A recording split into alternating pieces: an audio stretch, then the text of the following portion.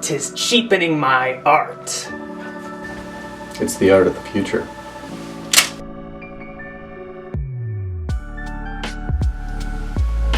What were they talking about?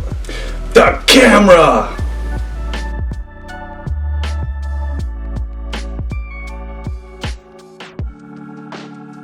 So you may be wondering, why would a painter hate photography? Isn't photography an art form itself? Well, as it turns out, painters were definitely not so keen on photography at first. And to understand this fact, we're going to look at the technology that developed the camera and how the camera took us from art like the classical realism to the art that we know today. While cameras seem modern, the relevant concepts of light were being developed hundreds of years BCE. However, it wasn't until the 11th century that the first camera as we know it was invented. Next time you pick up a camera to capture a moment, think Alhazen, a prominent physicist of the Islamic Golden Age who was fascinated by light. His Book of Optics played an influential role on the road to the modern-day camera. Alhazen used eyeglasses and other clever techniques to explore the properties of light and color and the mathematical formalism to back it all up. With his ideas of light, he worked extensively on the camera obscura, Latin for dark chamber, and this ingenious device was the first prototype for the camera. But how did it work? Alhazen discovered that within a dark room with a small pinhole, light would travel through and cast an image on the wall opposite to the pinhole. Now consider an object such as an apple placed near the camera obscura. Light reflects off its surface and travels toward the camera obscura. But only certain light paths can get into the box.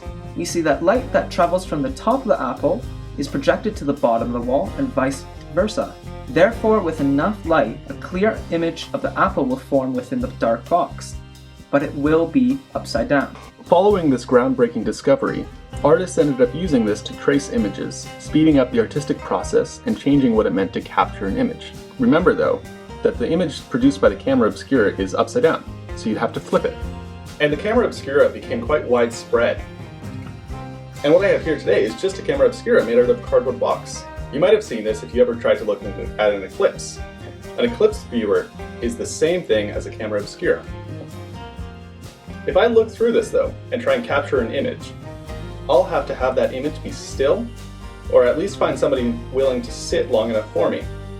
So if I want something moving, I'm going to have to find something else.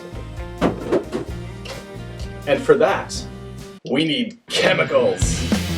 Just a quick warning, we're about to get a little bit so you might want to hold on to your horses and brace yourself. The film camera operates on the same fundamental principles as the camera obscura. Light is led into a dark box by a small opening. That light is then focused through a series of lenses and then projected onto a photographic film. So consider this. When you go to take a picture with a camera, you temporarily open the eye of the camera. Think about it like this. When you close your eyes for a second, open them quick and then close them again, you're going to notice that the picture of what you just saw lasts in your brain. Now, with a camera, that picture lasts on the film. So, seems like we're going to have to know a little something about this. Photographic film is a suspension of silver halide crystals on a transparent surface. What's so special about these silver halide crystals? These crystals are photosensitive. When light hits the surface of the film, these crystals will darken. Once the film is exposed to light, it needs to be chemically processed before we can do anything with it. This is done by dipping it in a series of chemical solutions and then leaving it to dry. Once this is done, we have what's known as a negative. In these series of chemical baths, the excess silver halide crystals are washed away, leaving only the hardened or exposed crystals left behind. This creates a negative, or essentially a stencil for the real photo. Now imagine for a second that this is photographic film, and this is our negative photograph. What we do is we take the negative and attach it to the photographic film. Now, take spray paint to be the light. Don't try this at home.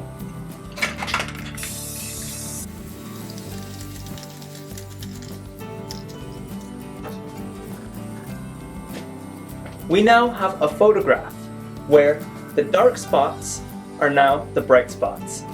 The camera had a massive effect on society and art. At the time cameras came out, there were formal artists who thought the camera lacked skill and was cheapening art. But without the need for realism, along with shifting paradigms in the art world, we saw that art diverged more into the expressive and into the abstract.